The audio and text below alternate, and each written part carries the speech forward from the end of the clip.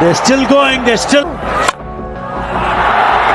ভারতের বিপক্ষে প্রথম ম্যাচে চ্যাম্পিয়ন ট্রফির আগেই বাংলাদেশের হয়ে তামিম আসার কথা শুনে রীতিমতো অবাক হয়েছেন ভারতের বড় ক্রিকেটার রোহিত শর্মা। হ্যাঁ দর্শক, বিস্তারিত জানুন পুরো ভিডিও জুড়ে। দীর্ঘদিন ধরে দেখা গিয়েছি তামিম ইকবালকে যেন বাংলাদেশ টিমের বাহিরে নানান জল্পনা কল্পনা করে একেবারে যেন বসে রেখেছেন বিসিবি বস নাজমুল হাসান পাপন।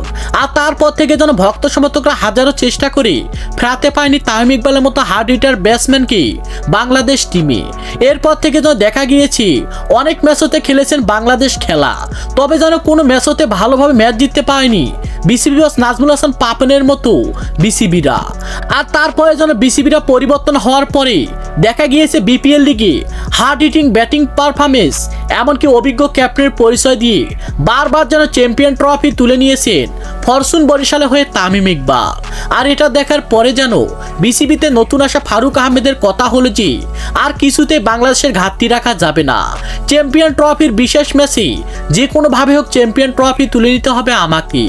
আর সেজন্য যেন অভিজ্ঞ ক্যাপ্টেন এমনকি ওপেনিং পজিশনে হার্ড হিটার ব্যাটসম্যান তামিম ইকবালের খুবই প্রয়োজন আমাদের বাংলাদেশ দলে। আর তাই আমি শুনবো না কারো কথা, আর তাই আমি ধরবো না কারো কোনো কথা। আমার কাছে একটাই কথা হলো যে তামিম ইকবালের মতো ওপেনার ব্যাটসম্যান এমনকি অভিজ্ঞ ক্যাপ্টেনকে ভারতের বিপক্ষে চ্যাম্পিয়ন ট্রফি ম্যাচে যে কোনোভাবে হোক মাঠে নামাবো আমি। আর এমন কথা শোনার পরে যেন রীতিমতো অবাক হয়েছেন ভারতের বড় বড় ক্রিকেটাররা।